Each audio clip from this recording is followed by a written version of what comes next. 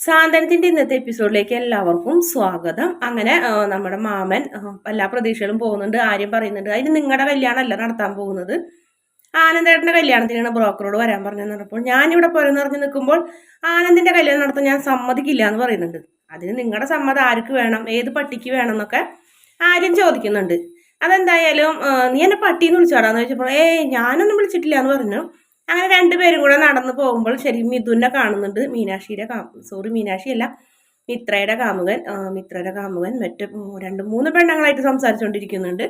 അത് ശരിക്കും നമ്മുടെ അമ്മാവൻ കേൾക്കുന്നുണ്ട്. മാമൻ ചോദിക്കുന്നുണ്ട് ആര്യനോട് ഇത് ആരണ്ടാന്ന് ചോദിച്ചപ്പോൾ ഇതാണ് നിങ്ങളുടെ ചേട്ടന്റെ മോളുടെ കാമുകൻ, ഇവനൊരു ഫ്രോഡാണെന്ന് ഞാൻ അവളൊന്ന് ഉപദേശിച്ചതിനാണ് അന്ന് എനിക്ക് ആ കിട്ടിക്കൂട്ടിയത് മുഴുവനും.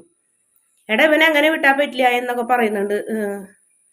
നീ ഇവനെ പിടിക്കടാ തടയടാന്നൊക്കെ പറഞ്ഞെങ്കിലും കൂടി ഞാനിവന്റെ കാര്യത്തിലൊന്നും ഇടപെടില്ല, അമ്മാവൻ വന്നേന്ന് പറഞ്ഞു അവർ പോരുന്നുണ്ട്. പിന്നെ കാണിക്കുന്നത് മീനാക്ഷിനെയാണ്. മീനാക്ഷിയും അതുപോലെ തന്നെ ആകാശം കൂടെ സംസാരിച്ചുകൊണ്ടിരിക്കുന്നുണ്ട്. പെണ്ണ് കാണാനാണെങ്കിൽ അവിടെ ആൾക്കാർ വന്നിട്ട് ഇരിക്കിന്, എത്രയും പെട്ടെന്ന് ചെല്ലാൻ പറഞ്ഞു. ഞാൻ എന്ത് ചെയ്യുന്നൊക്കെ ചോദിക്കുന്നത്. നീ എന്തായാലും കുറച്ചു നേരം കൂടി ഇവിടെ ഇരിക്കും, നമുക്ക് സംസാരിച്ചിരിക്കാം, അവരെന്തായാലും നിന്നെ കാണാണ്ടാവുമ്പോൾ തിരിച്ചു പോകും.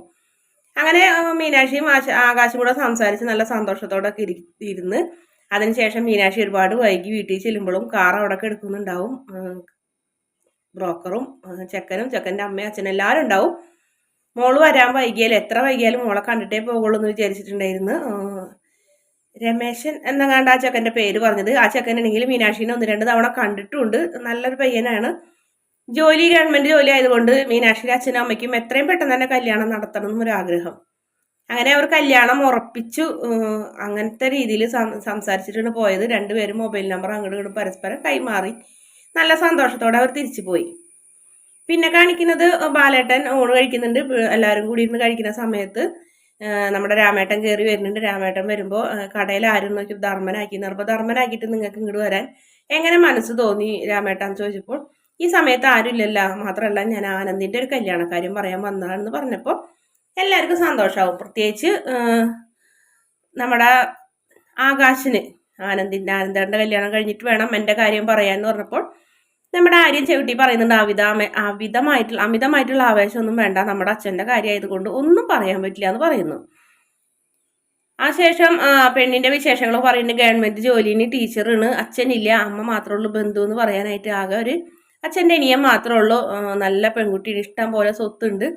അത് കല്യാണം കഴിഞ്ഞാൽ നമ്മുടെ ആനന്ദ് അവിടുത്തെ സ്വത്തൊക്കെ നോക്കി നടത്തണം എന്നൊക്കെ പറഞ്ഞപ്പോൾ തന്നെ നമ്മുടെ ബാലേട്ടൻ പറഞ്ഞു ഈ ബന്ധം വേണ്ട രാമേട്ട എന്ന് പറയുന്നുണ്ട്. നീ എന്താണ് ഈ പറയുന്നതെന്ന് ചോദിക്കുമ്പോൾ വേണ്ട, എൻ്റെ അനന്തിന് ഇങ്ങനത്തെ ഒരു ബന്ധം വേണ്ട എന്ന് മാത്രമേ ഞാൻ പറയുന്നുള്ളൂ എന്ന് പറഞ്ഞു അങ്ങനെ രാമേട്ട പോകുന്നുണ്ട്.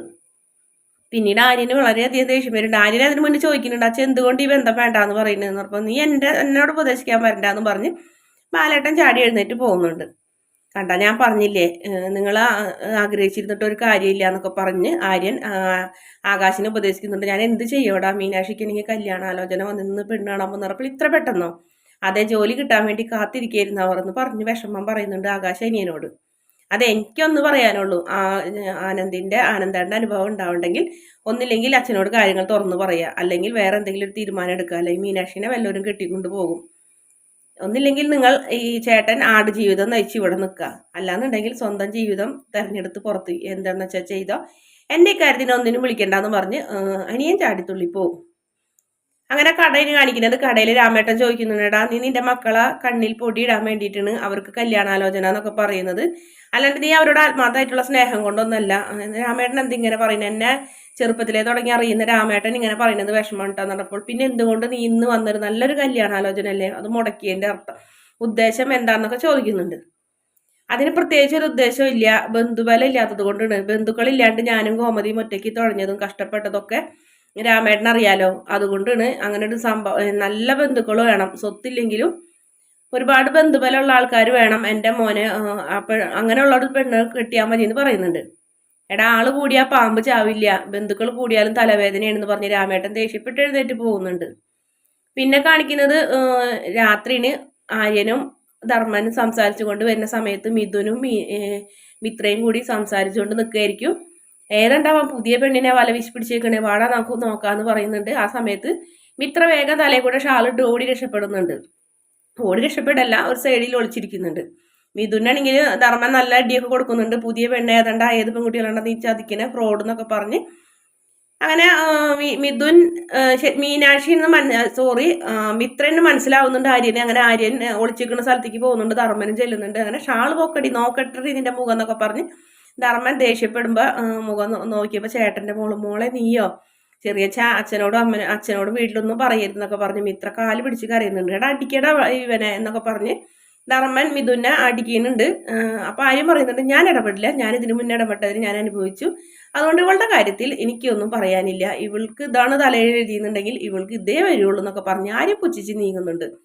ധർമ്മൻ അത് പറ്റില്ലല്ലോ, ധർമ്മൻ കുറെ അടിക്കുന്നൊക്കെ ഉണ്ട് അയാളെ. അതിനുശേഷം രണ്ടുപേരും കൂടി മിഥുന്റെ പുരക്കിന് പിടിച്ച് ധർമ്മൻ അങ്ങനെ തല്ലി നിൽക്കുന്ന ഒരു ഭാഗമാണ് സാധനത്തിന്റെ ഇന്നത്തെ എപ്പിസോഡിലെ അവസാന ഭാഗം. വീഡിയോ ഇഷ്ടപ്പെടുകയാണെങ്കിൽ ചാനൽ ഒന്ന് സബ്സ്ക്രൈബ് ചെയ്ത് സപ്പോർട്ട് ചെയ്യണേ.